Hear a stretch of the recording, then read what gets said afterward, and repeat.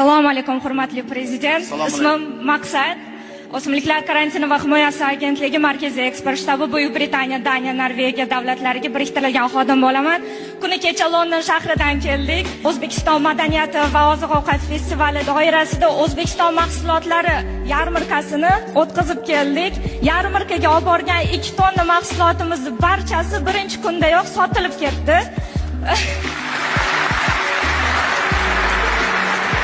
$2 million naqd shartnoma, 10 millionga yaqin eksport oldi shartnomalari imzolandi.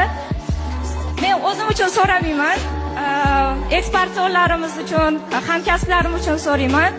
Ya'ni savdo uyi ochishda yordam berishingizni, undan tashqari Buyuk Britaniyaga Airways kompaniyasi orqali o'sha narxlarni, yetkazib berish narxlarini tushirib berishingizni iltimos qilib qolaman. O'zbekiston mahsulotlari shunchalik shirinki, lekin sertifikatlaşlarimiz kam bo'lgani uchun o'sha bozorga kirish qiyin bo'lyapti.